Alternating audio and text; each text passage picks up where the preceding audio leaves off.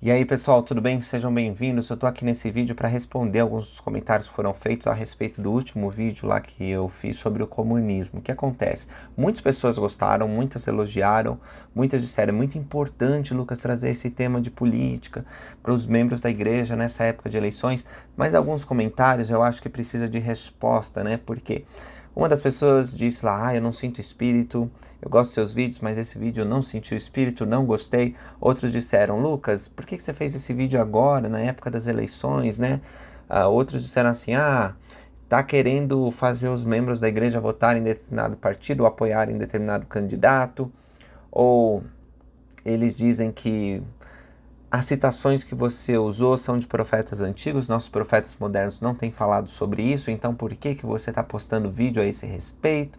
Enfim, ficaram um pouco chateados com o vídeo. Outros disseram que as informações não foram completas sobre o comunismo, alguns falaram que, enfim, faltou uma informação essencial ser trazida, e eu quero responder alguns desses comentários. Primeiro dizer que o vídeo tem a intenção de ser básico, tem a intenção de ser para os membros da igreja, mas numa linguagem fácil, então não quero dar nenhuma aula de ciência política, de sociologia e aprofundar muito nas doutrinas. Faltou sim, depois eu revi o vídeo, algumas informações que até são importantes, como por exemplo a diferença entre comunismo e socialismo, não são a mesma coisa.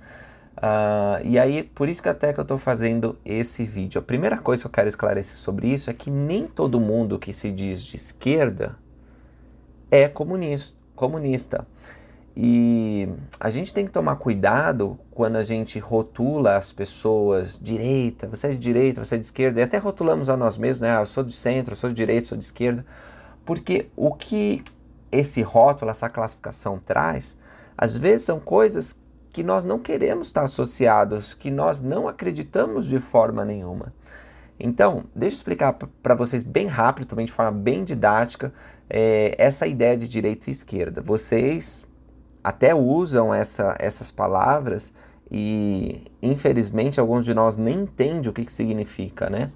Porque, e não é muito nossa culpa não, é porque direita e esquerda, eles mudam o significado de tempos em tempos e dependendo do debate, eles significam coisas diferentes. Então, mas os termos, eles surgiram lá no século XVIII, na França, quando eles tinham as discussões políticas. O pessoal de esquerda, o povão, sentava do lado esquerdo. O pessoal da elite, que queria, enfim, a burguesia, né, que tinha interesses diferentes da classe popular, ficava à direita, né? A direita minha tá aqui. Eu não sei como tá saindo aí no vídeo, porque às vezes ele troca a tela. Mas é assim que surgiu. E depois foi tomando outros contornos. Hoje, quando a gente fala que alguém é de esquerda, normalmente a gente associa a essa pessoa ou esse movimento interesses como maior intervenção do Estado na economia. Essas pessoas, elas querem mais igualdade na sociedade, elas ficam chateadas que existe uma classe muito rica e outra classe muito pobre, né? Eles querem acabar com essa divisão, basicamente.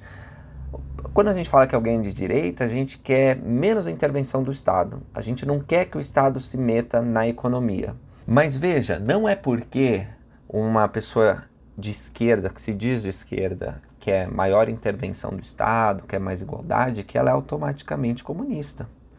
De forma alguma. A gente vê, principalmente aqui nos Estados Unidos, que o comunismo tem uma grande repulsa, que existem muitas pessoas de esquerda, mas que abominam o comunismo, que não concordam com o comunismo. E por mais que as pessoas acusem o atual presidente de ser comunista, ele certamente, sendo democrata, é de esquerda. A esquerda dos Estados Unidos é bem diferente da esquerda que temos em outros lugares do mundo. Não dá para associar o presidente atual dos Estados Unidos, John Biden, com, por exemplo, líderes de Estado de países que se dizem comunistas, como Cuba, Venezuela. Até esses países, eles não seriam, se for ver bem na teoria, comunistas, eles poderiam ser considerados socialistas. E aí está uma outra coisa também. Marx, que eu falei na aula passada, e olha só, Marx não inventou o comunismo, tá? As ideias do comunismo já existiam bem antes de Marx. É que ele usou o comunismo na teoria dele e popularizou a partir daí como o marxismo, né? Mas a ideia de uma sociedade comum já existia. A gente vê elementos até de uma sociedade igualitária na doutrina da igreja.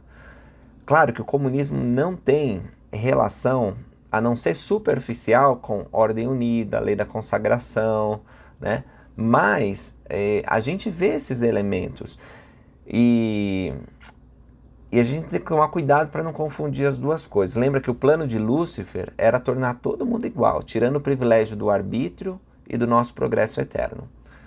Mas o plano de Deus era também tornar todos nós iguais, mas respeitando o arbítrio, o que causaria diferenças já na vida pré-mortal, né? Alguns foram mais obedientes, outros menos, e assim Deus ele pôde determinar algumas coisas aqui nessa terra. Mas ele colocou para que todos tivessem, por meio de Cristo, a oportunidade de chegar à vida eterna. E a vida eterna é ser igual a Deus, receber as mesmas coisas que ele tem. Então, o propósito da igualdade, ele está presente no plano de Satanás e no plano de Deus. E por isso que a gente precisa ter cuidado. Aliás, nós precisamos ter cuidado com classificações de forma geral. Mas como eu estava falando de socialismo, antes de entrar nessas ideias de rotular as pessoas, o socialismo, ele prega um Estado tão forte que ele quer acabar com a sociedade privada.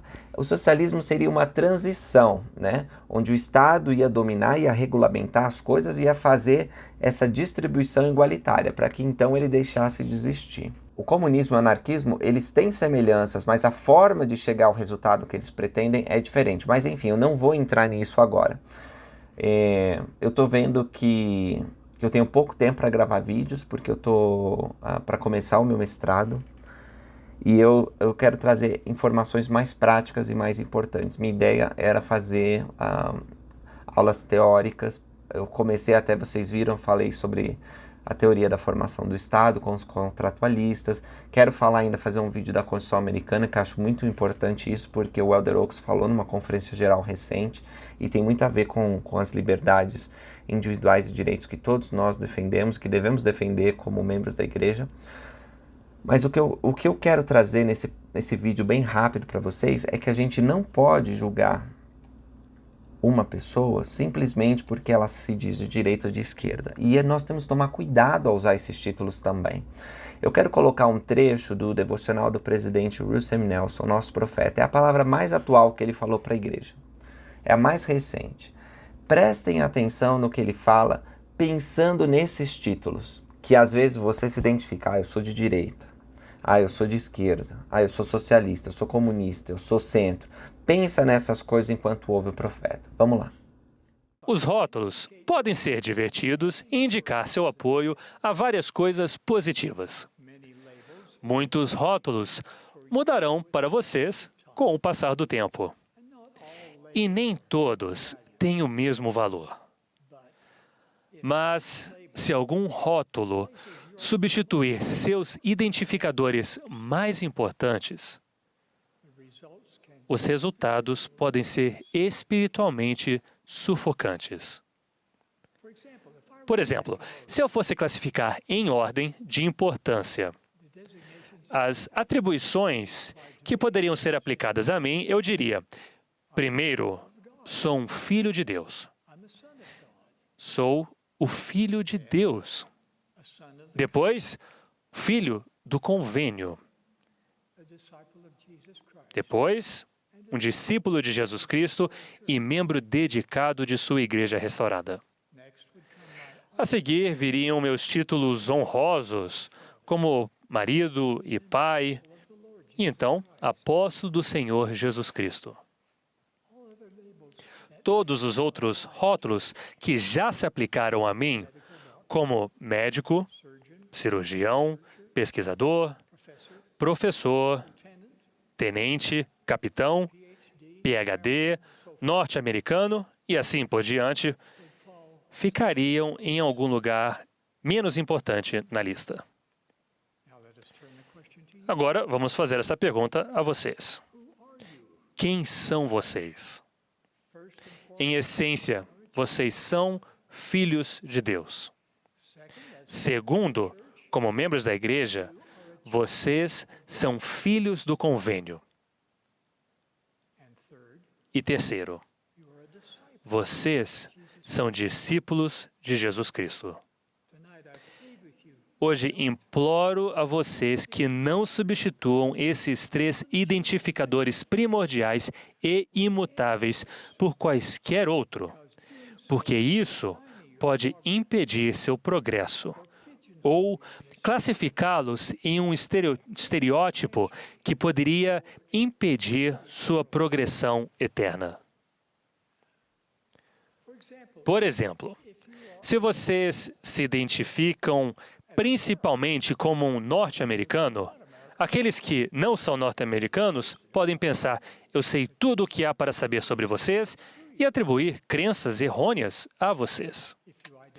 Se vocês se identificarem por sua afiliação política, serão instantaneamente categorizados como tendo certas crenças.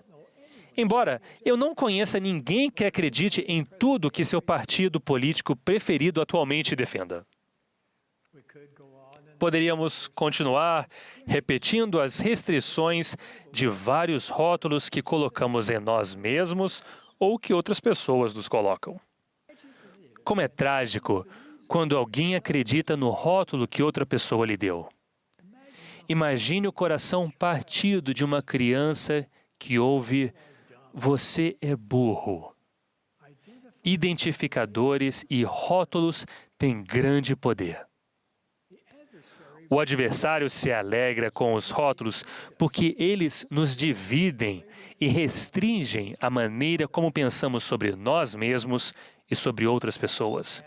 Como é triste quando honramos os rótulos mais do que honramos uns aos outros. Os rótulos podem levar ao julgamento e à animosidade. Qualquer abuso ou preconceito contra outra pessoa por causa de nacionalidade, raça, orientação sexual, gênero, nível educacional, cultura ou outros identificadores significativos é ofensivo ao nosso Criador. Tais maus tratos nos levam a viver abaixo de nossa estatura como filhos e filhas de seu convênio. É claro que existem vários rótulos que podem ser muito importantes para vocês. Peço que não me entendam mal. Não estou dizendo que outras nomeações e identificadores não sejam significativos. Estou simplesmente dizendo que nenhum identificador deve remover, substituir ou ter prioridade sobre essas três atribuições duradouras: Filho de Deus, Filho do Convênio e Discípulo de Jesus Cristo. Qualquer identificador que não seja compatível com essas três atribuições básicas acabará por decepcioná-los. Outros rótulos vão desapontá-los com o tempo, porque não têm o poder de conduzi-los à vida eterna no reino celestial de Deus. Identificadores mundanos nunca lhes darão uma visão de quem vocês podem se tornar. Eles nunca confirmarão o seu DNA divino ou o seu potencial divino e ilimitado. Pois bem, veja que o profeta não disse que os títulos não são importantes e que nós não podemos tomar títulos sobre nós, classificar uns aos outros, mas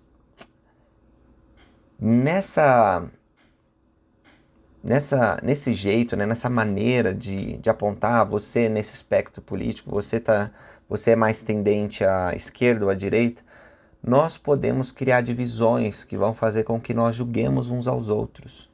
E isso é ruim, irmãos, porque quem gosta de divisão é Satanás.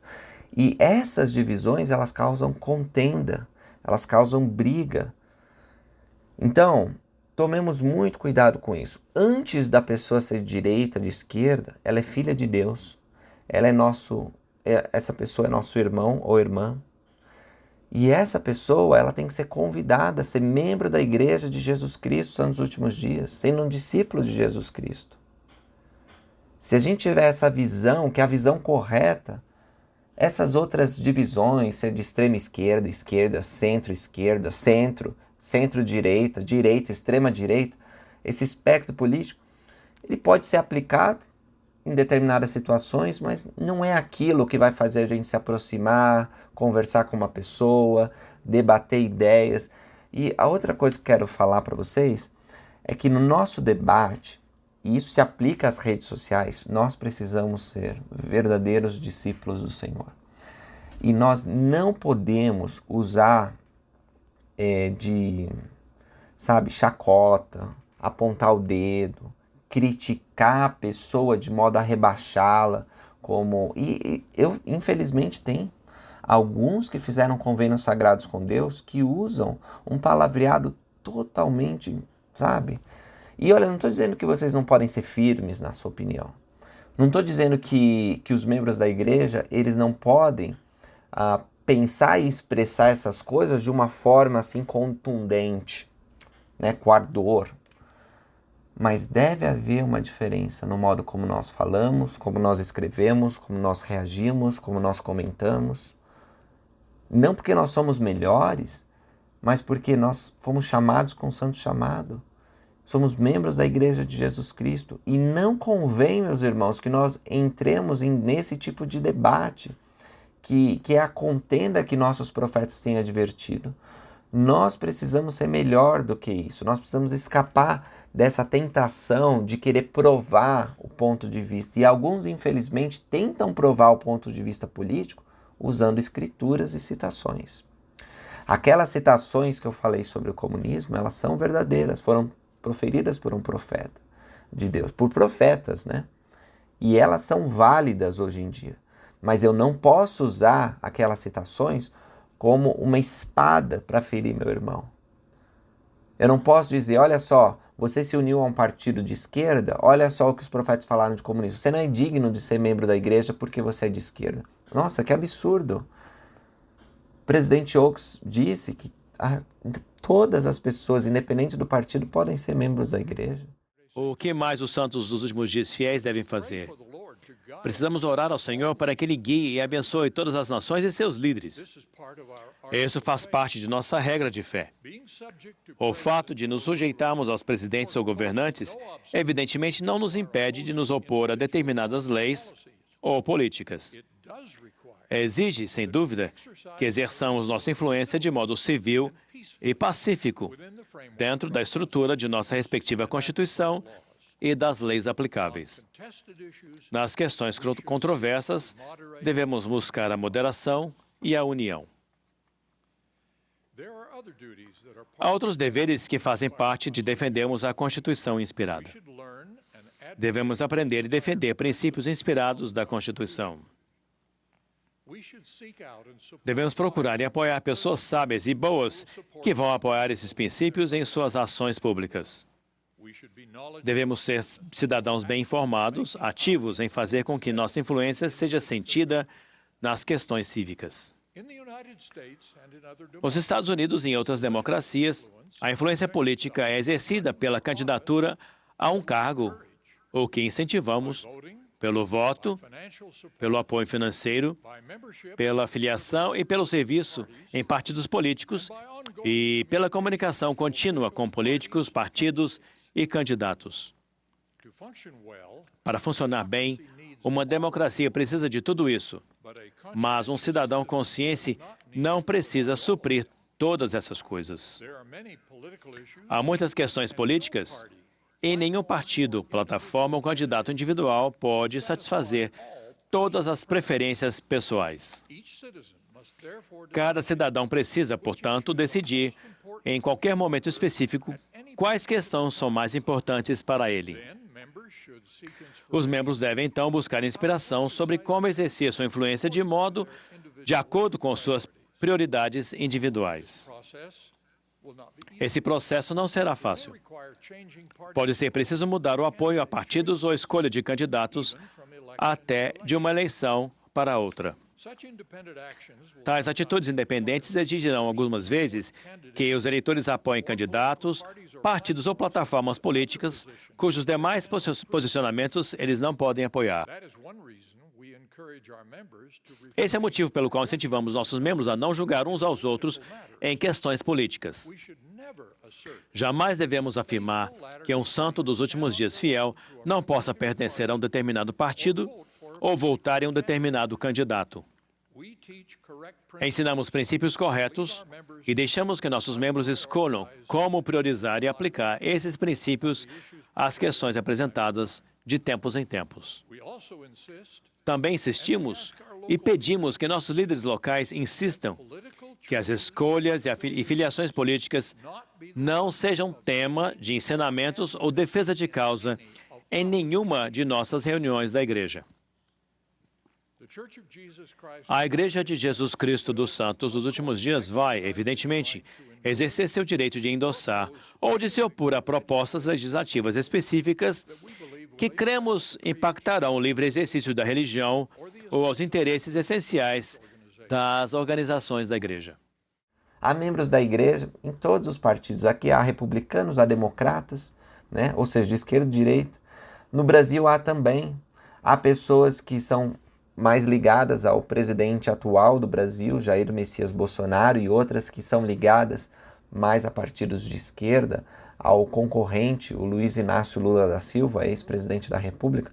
Então, independente da sua visão, ou do seu líder, ou do seu, enfim, da filosofia que você se une, lembra que o mais importante é ser membro da igreja. Aí você diz, mas Lucas, como que um membro da igreja pode se unir a um partido que prega o aborto, a um partido que prega, sei lá, o fim da propriedade privada, né? E se prega o fim da propriedade privada, provavelmente é comunista. Bom, aí é a pessoa que tem que ver essas coisas, porque ela tem a liberdade individual dela.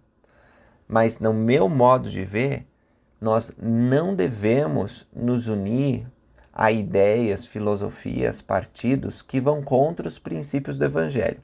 Talvez esse membro da igreja esteja nesse partido, ou filiado a isso, porque tem alguma bandeira lá dentro, como a igualdade, a maior liberdade para a mulher, a maior, como eu posso dizer, recebimento de maior privilégios para a classe trabalhadora.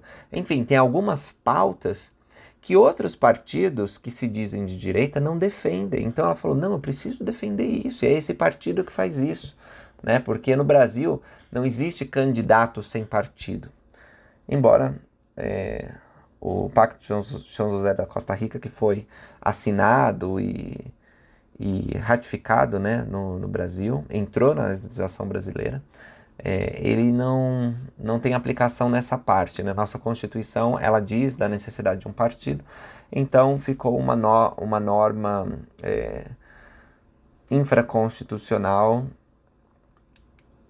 cuja Constituição bloqueia. Então não tem como você se candidatar sem partido. Então vai ter que ter um partido, e às vezes você quer ser candidato, vincula a um partido que tem uma ideia-chave para você. As outras ideias você não gosta, mas aquela ideia é boa e é aquela ideia que você vai lutar. Então, enfim, tem muitas coisas que podem acontecer, mas o mais importante é a gente não julgar. Nós temos que sim julgar as nossas atitudes, aquelas coisas que fazem bem ou mal para a nossa família, e nós podemos, de modo educado, falar com nossos irmãos e irmãs, olha, talvez essa não seja a melhor ideia política, talvez isso não funcione, essas são as razões que eu apresento, e deixar as pessoas serem seus próprios árbitros, né? Eles podem determinar o que vão fazer ou não. Os membros da igreja têm uma história com a política, na história da restauração, muito interessante, muito rica. E aqueles que leram livros santos, eles sabem um pouco sobre isso, né?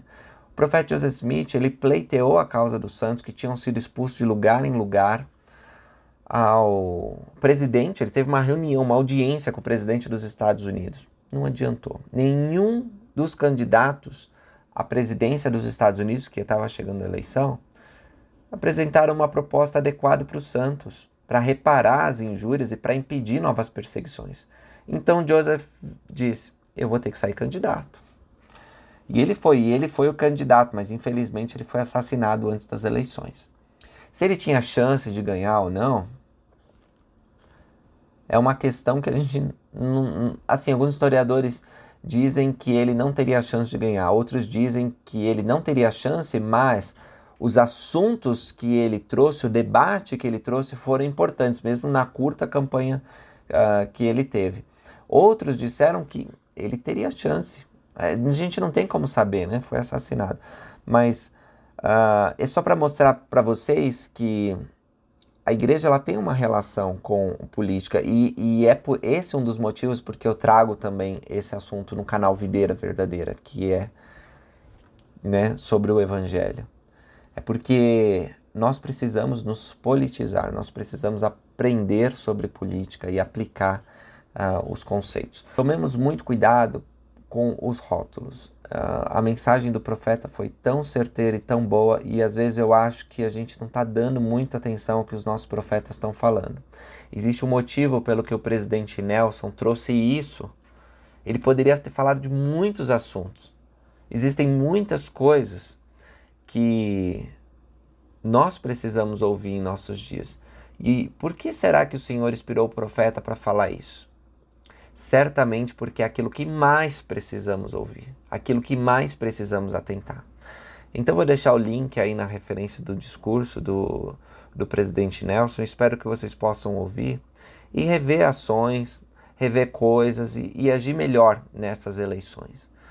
Lembra que você é livre para se unir a qualquer partido, para defender qualquer candidato, para defender nenhum candidato, para expor suas ideias até com eloquência, com assim firmeza, tá? E não é porque alguém que você admira se posicionou politicamente de um jeito ou de outro que você tem que associar todas as coisas, determinado partido ou determinada posição com ele. Que lembra que às vezes ele está associado a determinado partido, a determinado movimento, porque tem uma coisa lá que ele ama muito, que ele foca, né? Então, a mensagem final que eu queria dar é: não vamos julgar. Não vamos ser apressados em fazer isso. Vamos ser misericordiosos e ver nossos irmãos e irmãs nessas eleições e sempre como filhos de Deus. E se existe algo que eles precisam ser esclarecidos, que eles precisam entender, nós podemos fazer isso de modo cristão, como pacificadores e não criando mais contenda, tá bom? Eu não sou perfeito nisso. Na internet, vocês procuram em debates que tive há vários anos atrás, talvez eu fui bem firme na minha posição política, mas eu fui aprendendo que, sabe, não vale a pena às vezes, porque a minha opinião política está aqui, meu testemunho do evangelho está aqui. O testemunho é baseado em verdades fundamentais, absolutas, que são tão preciosas para mim. Já a opinião política muda de tempos em tempos. Que nós possamos ter um espírito mais humilde, mais pacífico, mais manso e lembrar que a política é uma coisa temporal deste mundo, é importante, nós nos envolvemos. Há uma razão pela qual Deus ele permitiu que nós vivêssemos no mundo com governos, poderes e filosofias políticas, e nós precisamos fazer o nosso melhor como discípulos de Cristo nesse meio. É interessante ver como Jesus Cristo ele reagia a questões políticas de seu tempo. Até talvez um dia eu possa fazer um vídeo sobre isso. Muitas vezes nós lembramos que Cristo, quando cobrado dos impostos, falou para irem até um peixe, né, o Pedro pegar e pagar um imposto para ele e por Pedro. Dai a César o que é de César e a Deus o que é de Deus. Mas houve outras ocasiões em que a lei dos homens e a lei de Deus pareciam em conflito. E ver como Cristo reagia é muito interessante, pode ser orientador para nós. Meus irmãos, mais importa obedecer a Deus do que aos homens. Vamos fugir das questões loucas e procurar aquilo que é elevado. Vamos ajudar nossos irmãos, independente do partido, a sentirem mais o amor de Deus. Prometo para vocês que se vocês buscarem o Espírito Santo, o Espírito pode ajudar vocês a fazerem boas decisões. E o Espírito, ele vai falar sobre coisas que são importantes para você nesse momento. É isso que eu queria dizer, essa é a minha opinião e minha visão. E se houver alguma falha, não vão condenar as coisas de Deus, a Igreja de Jesus Cristo dos Santos Últimos Dias.